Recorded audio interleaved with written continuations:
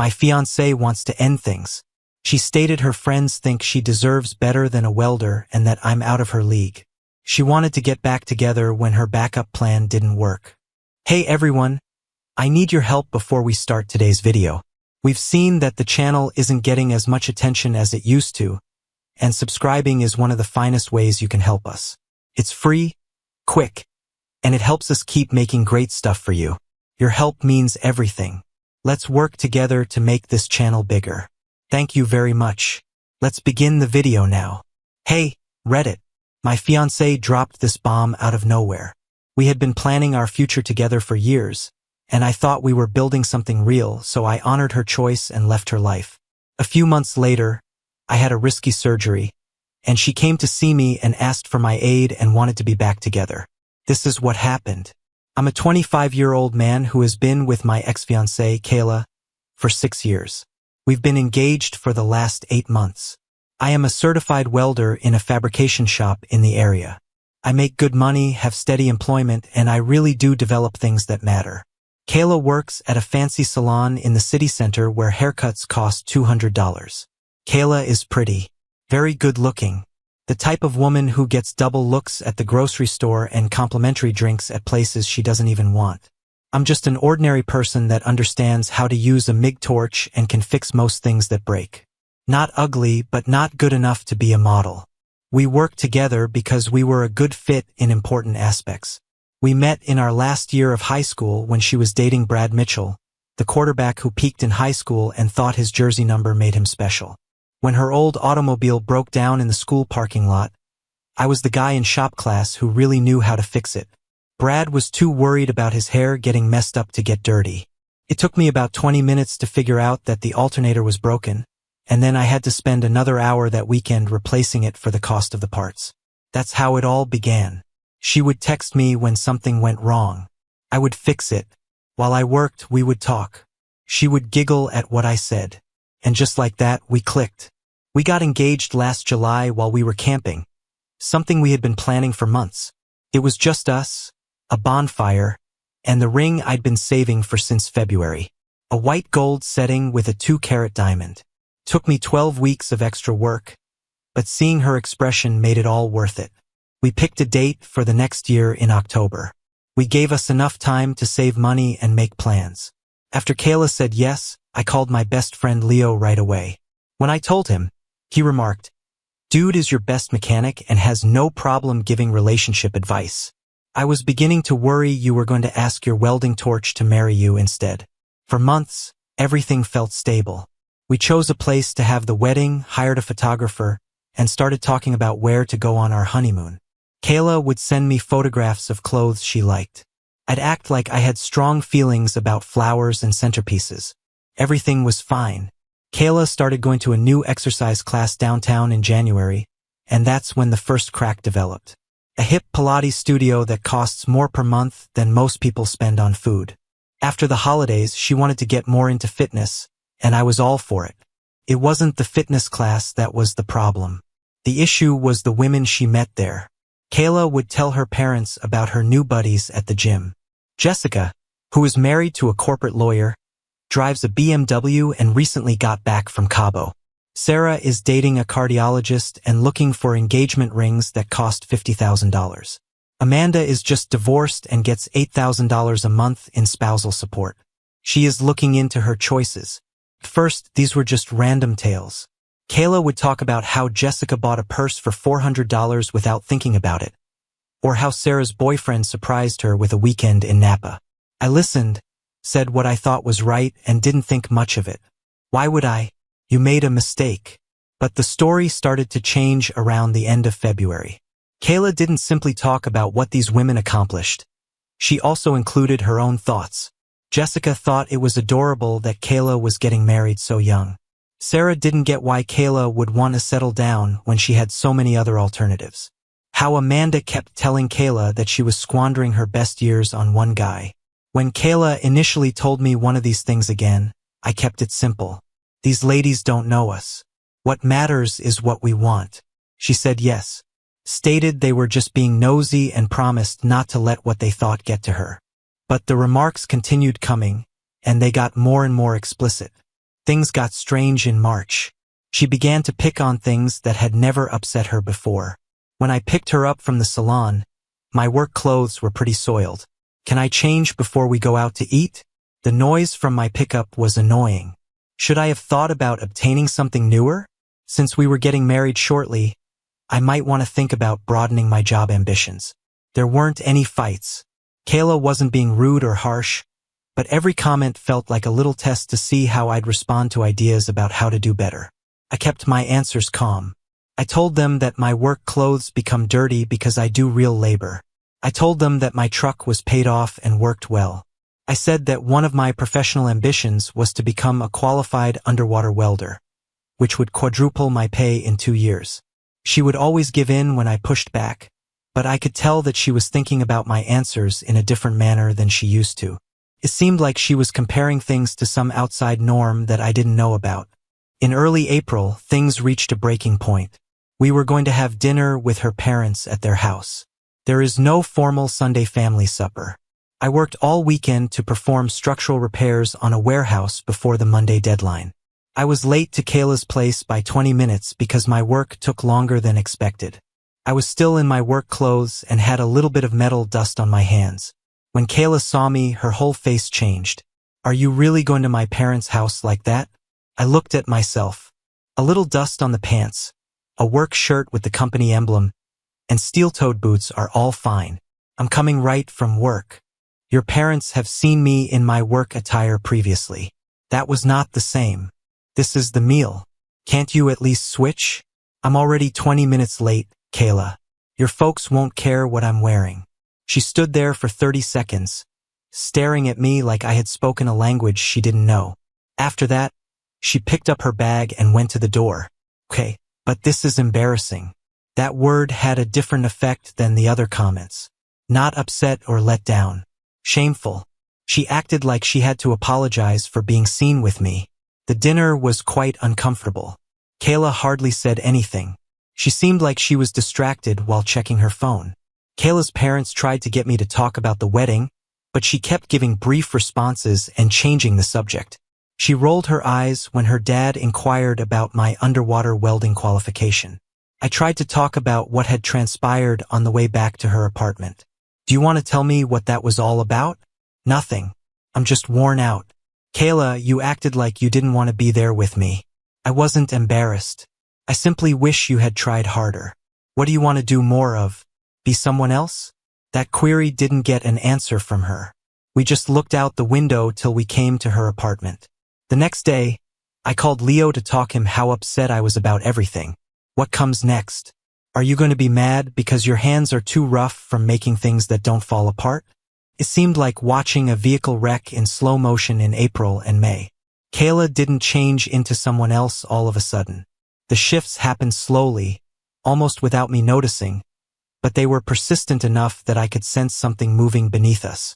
Almost overnight, the people in her fitness class became her main social group. She'd have dinner with them twice a week, breakfast on the weekends, and shopping expeditions to fancy boutiques I'd never heard of. She always had an excuse when I requested to meet the people who were taking up so much of her time. They were busy. It wasn't the proper time. Next time, maybe. At the same time, she began to turn down offers to hang out with our pals. She didn't really like game nights with my friends anymore. Double dates with couples we'd known for years suddenly felt too young for her. She stopped going to my family's and company's barbecues and other events, saying she was too busy with work or had arrangements with her fitness pals. During a group hangout in late April, Leo was the first to say it straight out. "Where is Kayla tonight?" Mike, our friend, inquired. I told her I was going to taste wine with my fitness mates. Again, Leo looked up from his shot. "What is this? The 4th weekend in a row? Either they women drink too much or Kayla is learning how to be a sommelier." The criticism got sharper and more frequent. My apartment was quite simple. Had I considered about getting a better one? The clothing I wore on the weekend were pretty casual. I might want to get some finer clothing. Dinner at a nearby restaurant and then a movie was a very normal date night for me, but other couples were doing more exciting things. Every time someone criticized anything, they also gave a recommendation for how to make it better. They always framed it as helpful advice instead of complaints. Kayla wasn't being mean about it, which made it worse in some way. She was treating me like a project that needed to be worked on. I began to notice the exact words she used. We talked about words like ambitious, sophisticated, and professional all the time. Always different from aspects about our lives together. Other men had big plans. I was happy where I was. Her new companions were smart and classy.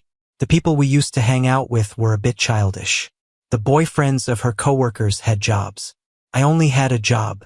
I told Leo about some of Kayla's recent comments on one of our regular beer nights in May.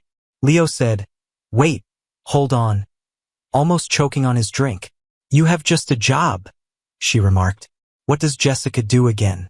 She spent her husband's money on yoga pants, and their sex life got worse. Kayla lost interest and seemed more distant, as if her mind was elsewhere, even when we were together. She began to work longer hours at the salon and take on more clients on the weekends.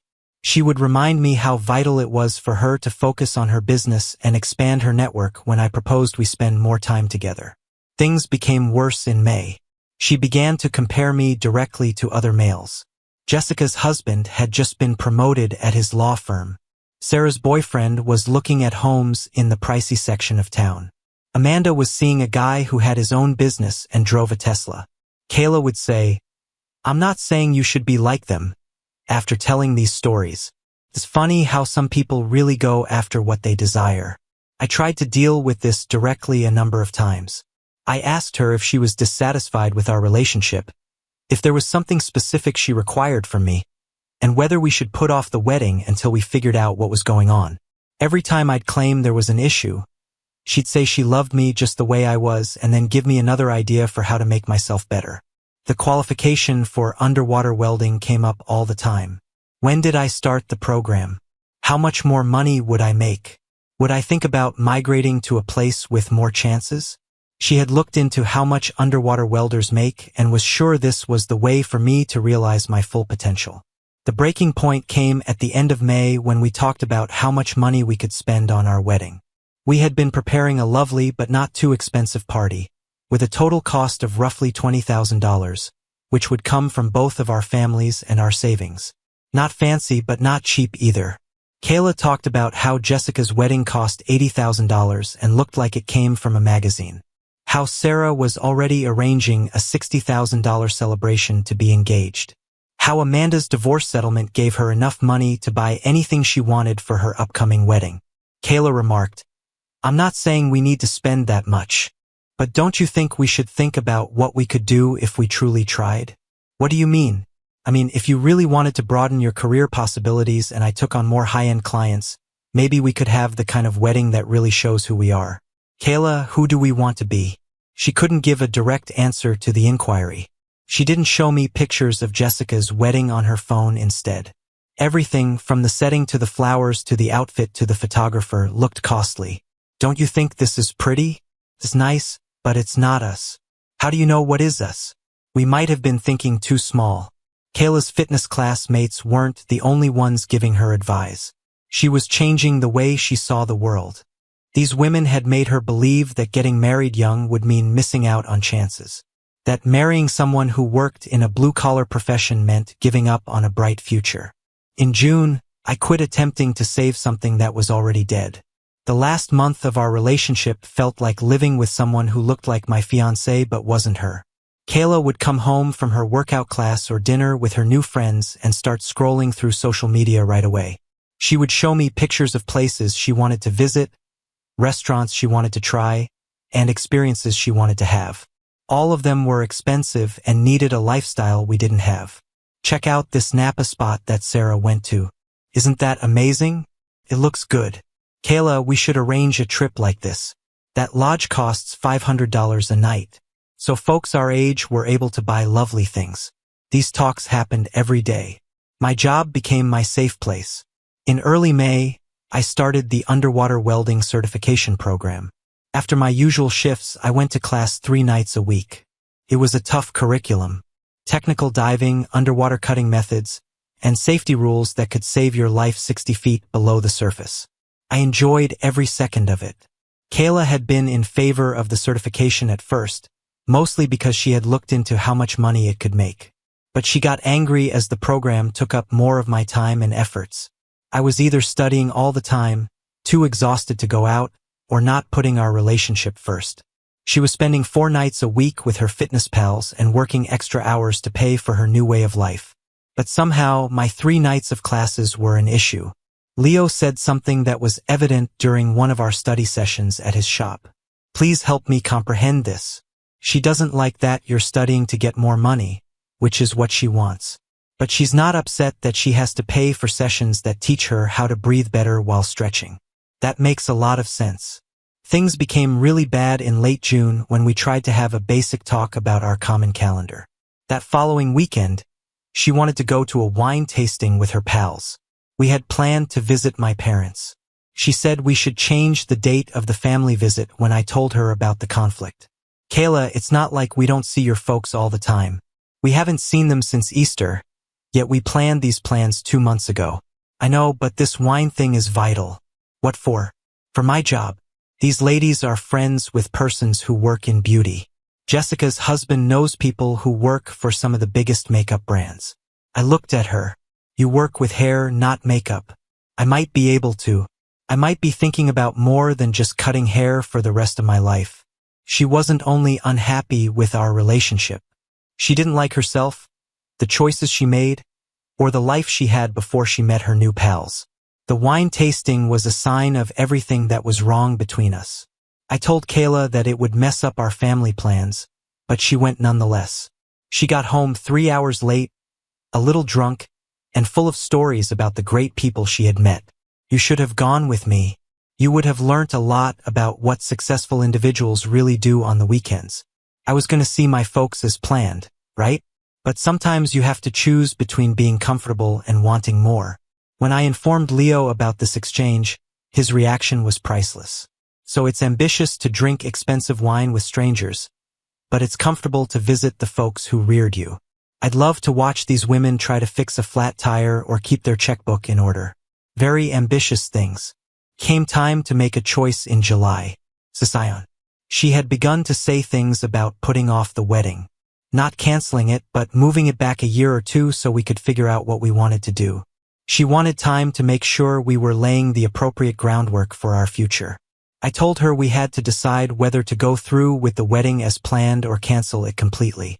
Why does it have to be all or nothing? Why can't we just take a break and grow as people? Kayla, there's no middle ground. We're either developing something together or we're not. That's a really black and white way of thinking. Yes, it is. Because commitment is clear-cut. Kayla couldn't deal with that amount of honesty. She was used to talking to people where everything was up for grabs and every choice could be changed or put off until more information came in. We didn't argue about it. We didn't fight or yell at each other. We just progressively stopped being a relationship. Kayla would make plans without asking me first. I'd work hard and study for my certification.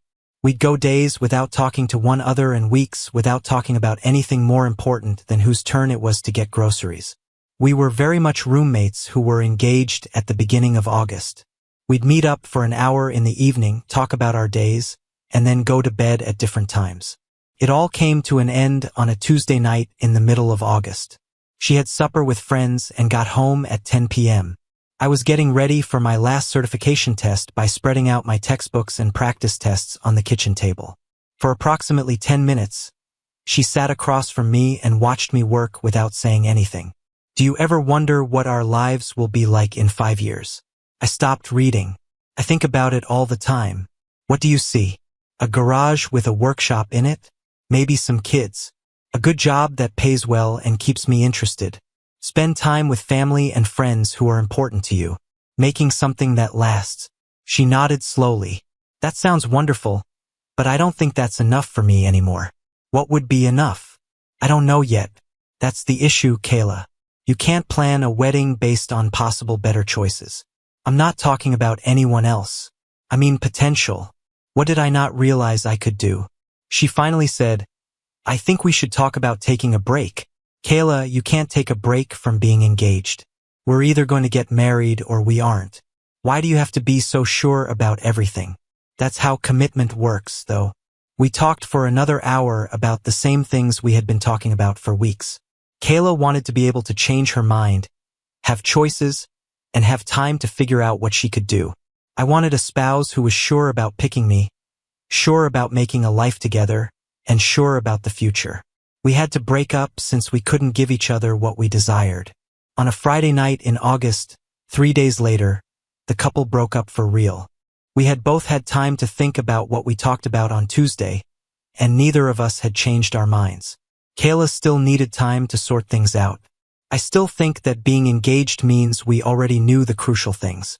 For the last 3 days, Kayla had been chatting to her fitness pals about the troubles in our relationship.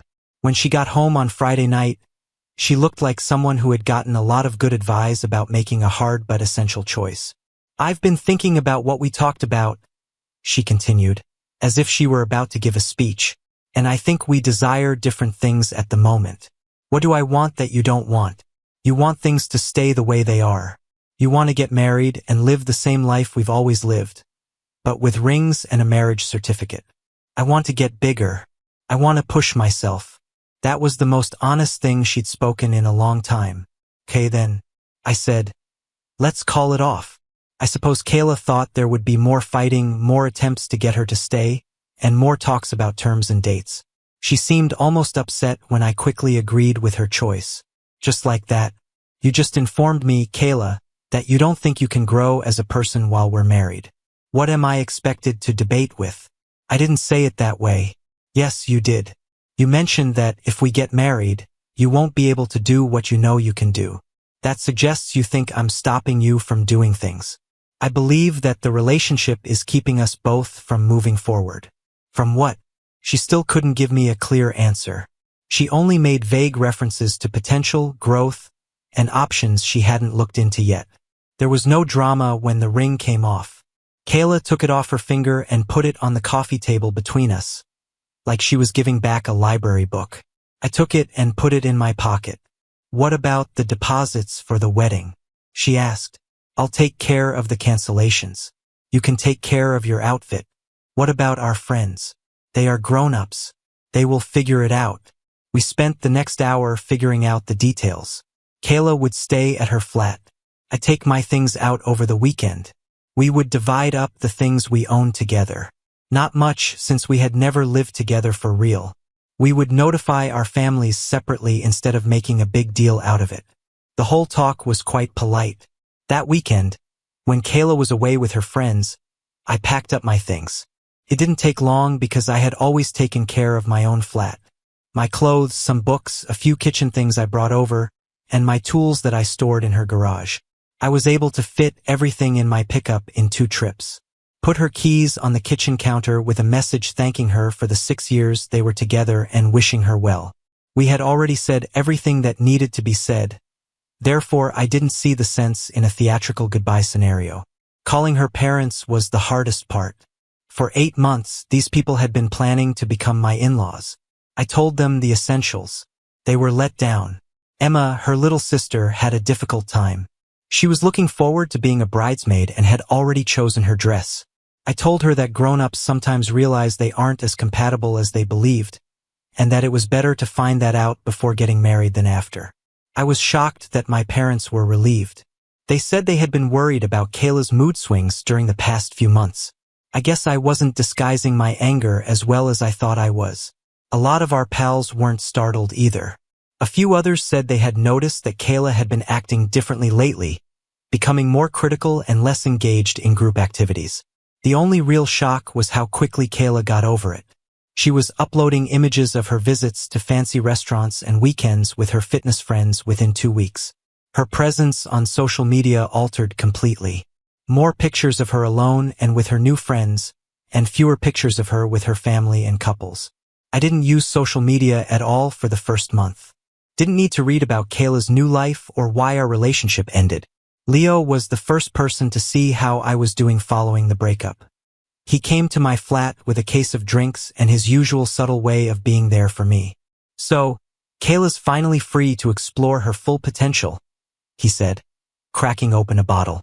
I give it 3 months before she's texting you about how yoga class didn't prepare her for the real world.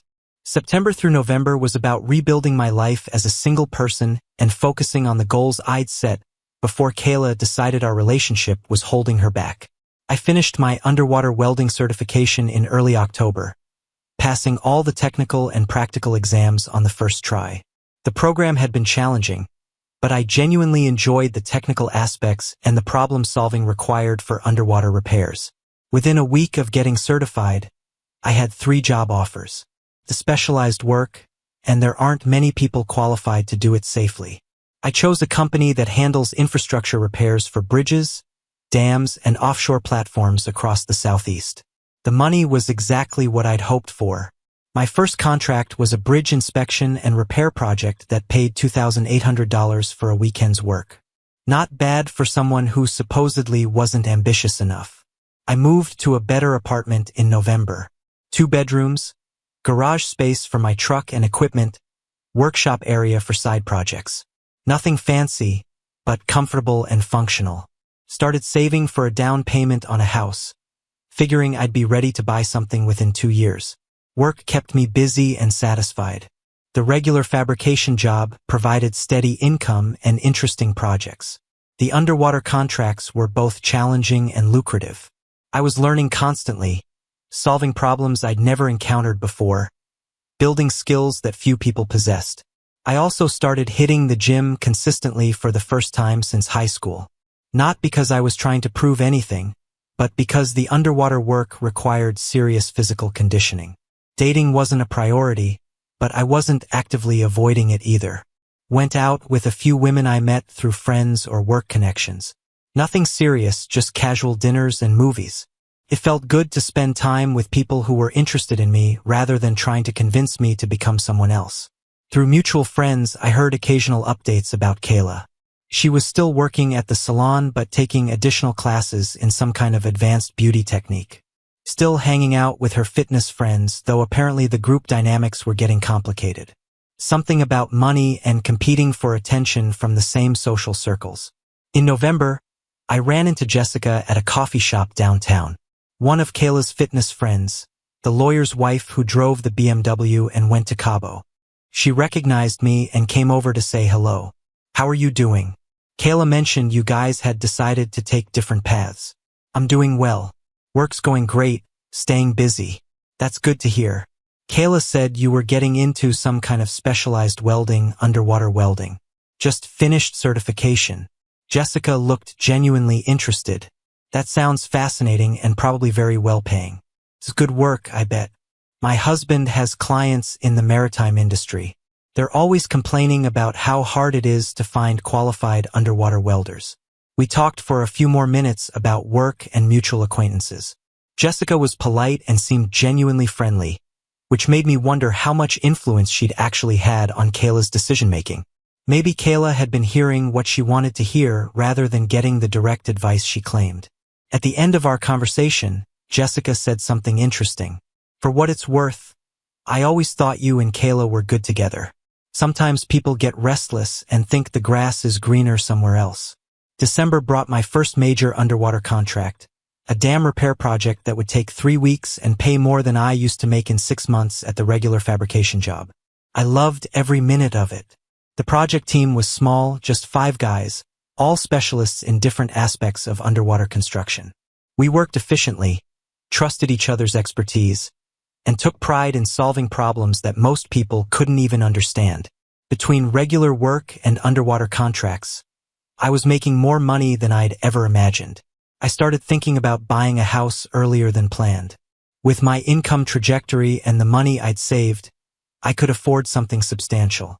Leo helped me look at houses during weekends in December. His commentary on my improved financial situation was typically understated. "So, you're making 6 figures doing something most people can't even pronounce, and Kayla thinks you needed more ambition."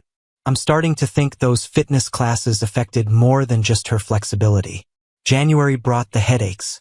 At first, just occasional sharp pain behind my left eye, usually when I was working in awkward positions or dealing with complex underwater repairs. I figured it was occupational neck strain from wearing heavy diving equipment, I strained from working in low visibility conditions, maybe some sinus issues from pressure changes. The headaches got more frequent through February and more intense. Not constant pain, but sudden sharp episodes that would leave me dizzy and disoriented for several minutes. I started keeping ibuprofen in my truck and taking breaks more often during long work sessions. The vision problem started in early March. At first, it only lasted a few seconds, but the episodes became longer and more frequent. When I started having trouble focusing during precision welding work, I knew something was seriously wrong. You can't afford concentration lapses when you're working with cutting torches in confined spaces. Made an appointment with my regular doctor in late March. He asked about my symptoms, did some basic tests, and immediately referred me to a neurologist. That was my first indication this wasn't just jobriated stress or eye strain. The neurologist ordered a series of tests, MRI scans, blood work, cognitive assessments, professional, but clearly concerned about what the initial scans were showing. Started asking questions about family medical history and whether I'd experienced any head injuries. While waiting for test results, I tried to maintain normal routines, kept working regular fabrication jobs, but turned down underwater contracts until I knew what was going on. Leo was the one who drove me to get the test results. The seizure happened on a Saturday morning in early April. I was at Home Depot picking up materials for a side project when everything went sideways. 1 second I was comparing prices on copper fittings. The next second I was on the ground with paramedics asking me basic questions I couldn't answer. I don't remember the seizure itself, just the confusion afterward. The paramedics said witnesses described about 90 seconds of convulsions before I gradually regained consciousness. Emergency room. More tests, more doctors with increasingly serious expressions. Finally, a neurosurgeon sat me down with scan results that showed exactly why I'd been having problems. Brain tumor, gloma about the size of a walnut located in an area that controlled vision and motor coordination. Explained the headaches, the vision problems, and the seizure. Surgery was possible, but it would be complex and carry significant risks. Sometimes life throws unexpected challenges and you either handle them professionally or you don't. I chose to handle it professionally. The surgeon was optimistic about complete removal but honest about potential complications. Brain surgery isn't like fixing a welding error. You can't just grind out the bad section and start over. We scheduled the operation for the following Tuesday and started preparing for a long recovery period. My boss at the fabrication shop was incredibly supportive, held my position, coordinated with insurance, made sure I understood the job would be there when I was ready. The underwater welding company was equally accommodating. They knew skilled people were rare and weren't going anywhere. Word got around quickly in our small town. Most of my friends started organizing visits and support. My parents drove down from 2 states away. What I didn't expect was hearing from Kayla. Leo was with me when the nurse mentioned that someone named Kayla had called asking about visiting hours. Oh hell no, Leo said immediately. She disappears for 8 months and now wants to show up because you're in the hospital. What's next? She gonna bring flowers and an apology letter? Kayla showed up at the hospital on Saturday, 3 days before my scheduled surgery. I was reviewing preoperative instructions when she walked into my room, looking like she'd been crying, but with something desperate in her eyes that had nothing to do with concern for my health. I heard what happened. How are you feeling? I'm fine. Surgery's Tuesday, then recovery. She sat down without being invited and started with what seemed like genuine small talk. Asked about the doctors, the procedure, my parents' visit. After about 10 minutes of carefully neutral conversation, she shifted to what felt like the real reason for her visit. Listen, I know the timing isn't great, but I really need to talk to someone I trust about some problems I'm having. There it was. Not, I'm sorry about your diagnosis. Just I need something from you. You should leave. I told her directly. Please just hear me out. I made some serious mistakes and I don't know what to do. Kayla, I'm having brain surgery in 3 days. I don't want to hear about your problems. Her concerned act dropped immediately, replaced by the entitled attitude I remembered from our breakup. Fine, but I'm in real trouble here. That guy I was dating turned out to be married, and his wife is trying to destroy my life. And my friends convinced me to invest in some real estate deals that turned out to be completely fake. And now I owe almost $300,000. I just stared at her. And you thought I'd care about this because we were together for 6 years. Because you know me better than anyone, because I lost my job and I can't make rent and everyone I thought I could trust disappeared. Sounds like you got exactly what you were looking for. What's that supposed to mean? You wanted to explore your potential, date more ambitious people, see what you were capable of achieving. How's that working out? Kayla's voice started rising, getting more desperate and aggressive. I know I made mistakes, okay? I know I said things I shouldn't have said, but I thought you'd be mature enough to help someone who needs it. Help with what? Cleaning up the mess you made by deciding I wasn't good enough for you. I pressed the call button for the nurse. Kayla saw what I was doing and completely lost control. You can't be serious right now. I'm telling you I need help and you're calling security. Ma'am, you need to lower your voice, the nurse said as she entered the room. This is ridiculous. We were engaged. We were going to get married. You can't just throw away 6 years because I made one mistake. Ma'am, I'm going to have to ask you to leave the room, the nurse said firmly. 2 security guards appeared in the doorway as Kayla became increasingly hysterical. I still love you. I still care about you. Everything I said was stupid and I was wrong and I'm sorry. Ma'am, we need you to come with us. One of the guards said, You're making a huge mistake. I am the best thing that has ever happened to you. You'll regret this. As security escorted her out, she kept yelling down the hallway about how I was being unreasonable and how she was just trying to make things right. The nurse shook her head and asked if I was okay. Never been better, I told her honestly. Leo showed up about an hour after the Kayla incident, carrying coffee and wearing the expression of someone who'd heard the whole story from the nurses. I filled him in on Kayla's surprise visit and her request for help with her problems. So Leo said when I finished, she dates a married guy, gets scammed by her friends, loses her job, and then decides to come beg for help from the man she dumped for not being ambitious enough. That's like setting your house on fire and then asking the fire department for a loan. The surgery went perfectly. 8.5 hours, but the surgeon achieved complete tumor removal with clean margins and no complications. Recovery was textbook. 10 days in the hospital, then 6 weeks at my parents' house while I regained full strength and coordination. Leo visited me almost daily during recovery, bringing updates from work and increasingly ridiculous stories about what he'd been telling people about my condition. I told your neighbor, Mrs. Peterson, that they had to replace part of your brain with a welding torch, he said during one visit. She believed it for about 30 seconds until I mentioned the flame would interfere with your sleep. During recovery, I heard updates about Kayla's situation through Emma, who would visit occasionally to check on my progress. The full scope of Kayla's poor decision-making was actually worse than what she'd admitted in the hospital. The married man she'd been dating wasn't just cheating on his wife. He'd been using Kayla and several other women to help launder money through fraudulent real estate investments. His wife wasn't just angry about the affair. She was cooperating with federal investigators, building a case against her husband's business activities. Kayla wasn't just a victim of the real estate scam. She was potentially facing criminal charges as an unwitting accomplice. The $300,000 debt was real, but she also owed back taxes on unreported income from the fake investments. The IRS had frozen her bank accounts while they investigated her involvement. The salon had fired her not just because of the affair drama, but because they discovered she'd been overcharging clients for services and pocketing the difference. Her fancy friends hadn't just disappeared when her money problem started. They'd actively distanced themselves to avoid being associated with the criminal investigation. But here's the most satisfying part. Kayla's parents refused to bail her out. After learning about how she treated me and hearing about her entitled hospital meltdown from Emma, they decided their daughter needed to face the consequences. She ended up having to declare bankruptcy, lost her apartment, and moved back in with a distant aunt in another state.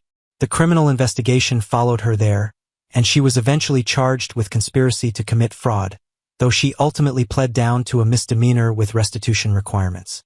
By August, I was back to full-time work, including underwater contracts.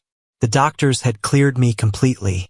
No cognitive impairment, no motor coordination issues, no restrictions on my activities. I found the engagement ring in my safe while organizing my equipment, decided to sell it, and put the money toward a down payment on a house. No point keeping reminders of people who don't exist anymore.